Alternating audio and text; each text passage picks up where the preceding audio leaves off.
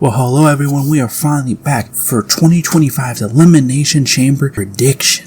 But before we get into this, remember to hit that like and subscribe button, hit the notification bell. It really helps out the channel because we got a lot of great wrestling content. And let's get into these Elimination Chamber predictions. So the first thing we have is a pointless thing, is will Cody Rhodes sell his soul to The Rock? And I think the whole segment is completely stupid. I just know Cody's not gonna sell his soul. And I understand people might speculate, oh, you know, maybe it might be John Cena that might sell his soul. Maybe it's Drew, maybe it's Punk, maybe it's this person. Yeah, could make it interesting. I just feel like it's super stupid. We also don't know if The Rock is going to come back. Is he gonna come back after Elimination Chamber, or is this a one thing? Because a couple of days he was going to SmackDown last minute, and we have no idea if he's still going to be continuously here. This could be something that plays into SummerSlam of this year or WrestleMania next year, WrestleMania 42. So we have no idea really. Is this something that's gonna be here and now, or is this something that we have to wait for? There's too many unknowns, and like I get what they're trying to do. Cody Rhodes selling his soul, get all this and that, but we know Cody Rhodes is the biggest babyface right now, white meat babyface. He ain't gonna accept that offer of The Rock's, and it would make Cody look super stupid because Seth Rollins put his whole body on the line for everything that he did, and all The Rock did to him,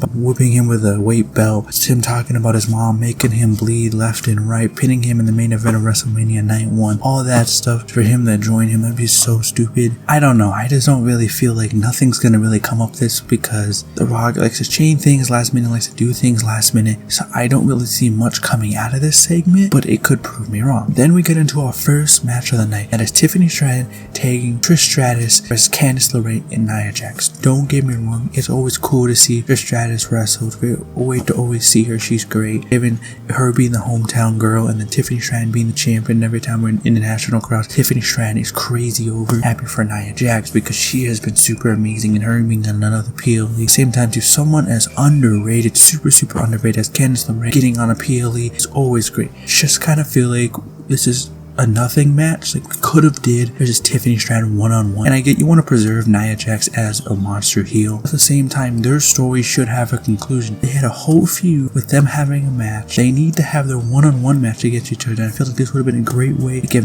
Tiffany Stratton that big win to go face Charlotte Flair at WrestleMania if she wins or loses. But I'm also too, it's like there's nothing that comes of this match because we know it's a 100% guarantee that Tiffany Stratton and Trish Stratus are winning, because there's no way they're gonna pin Trish, because, well, hometown girl, she's a legend, she's probably going to be protected. And then Tiffany Stratton, you know, she's going into WrestleMania and shouldn't be taking no pins at all. So it's just kind of like it's a nothing burger. There's no substance of this whole match. I think it's going to be a good match, but the overall benefit in the aftermath of it, there's really nothing much that's going to add to it. But overall, I'm still excited for the match because all four women, I feel like they're going to do great. And I'm just overall happy that Candice LeRae gets to be on a PLE because she needs more though. Then we get into Sami Zayn, Kevin Owens, and unsanctioned match. This match is going to be freaking amazing, because I already know people are going to complain though, oh, this should have been at WrestleMania, it should have been this. Like, first of all, they have done everything. They fought each other at WrestleMania 5 for this title, that title. They've been here, they've been there, growing up from Canada,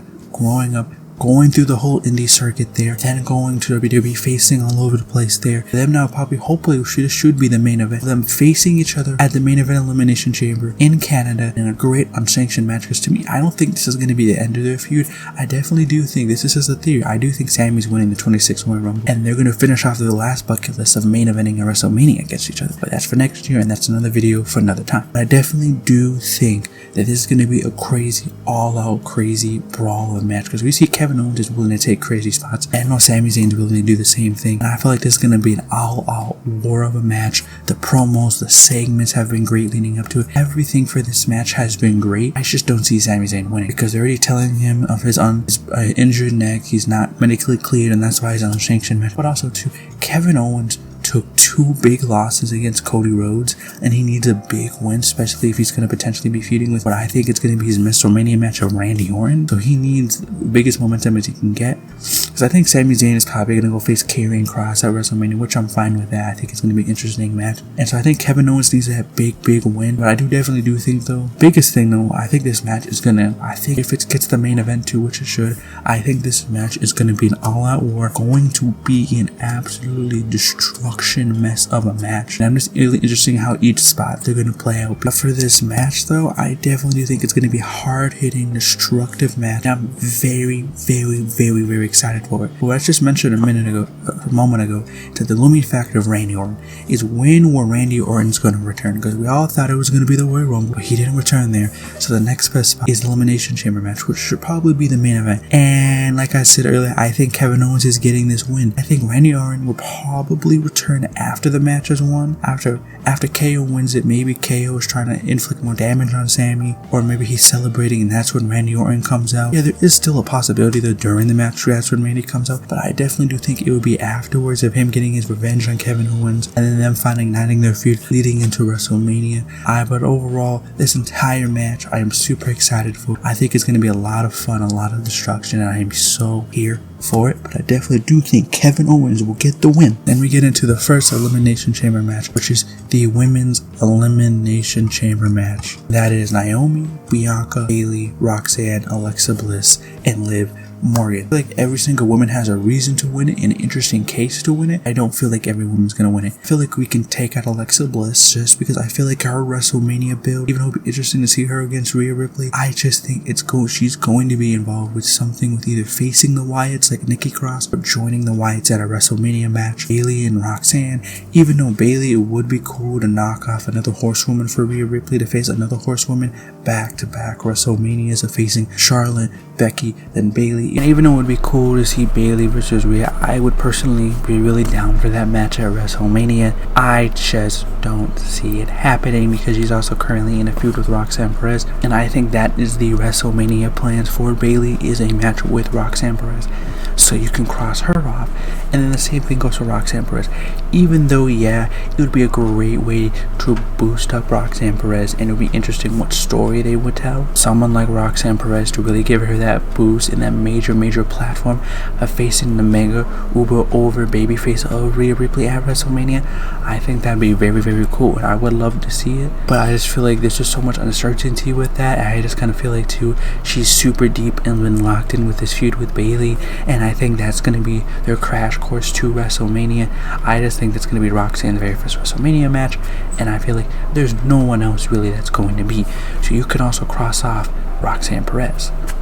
And the next person too is you can cross off Naomi. I think this is going to be where we finally get the return of Jade Cargill. I don't know how her injury is going. I don't know, some reports are saying she's been left the PC or she's not there or whatever. I don't know. But I feel like this is probably going to be where the return's going to be, just because they lost the tag titles. So there's not no much of a pairing together no more. So they're separated. And we don't know. We could maybe see this where Jade returns and this leads to Jade and Naomi at WrestleMania. Jade, Naomi, and Bianca at WrestleMania. I don't really know. But either way, I just think Naomi's so locked in to this whole Jade stuff. I just don't see Naomi winning this at all. Maybe another time, but not this time. So you can also cross off Naomi. Then you get into Liv Morgan, and actually my pick for the longest time to win this. When she first won it, she was my 100% pick. I thought it was going to be Liv Morgan. She intervenes in the Io Sky Rhea Ripley match next week, and that's how we get a triple threat leading to WrestleMania. And then get the payoff for Liv and Rhea at WrestleMania, and Liv gets a WrestleMania match. And then also too, Io Sky gets to be at WrestleMania. Literally, Liv Morgan and Raquel just won their women's tag titles, and now I'm like, I just don't see it, because now I could end up seeing WrestleMania being like Liv and Raquel versus Damage Control, Io and Dakota for the tag titles. And it's just kind of like too, I don't think they're going to keep the tag titles off WrestleMania this year. They could, but I just don't see it.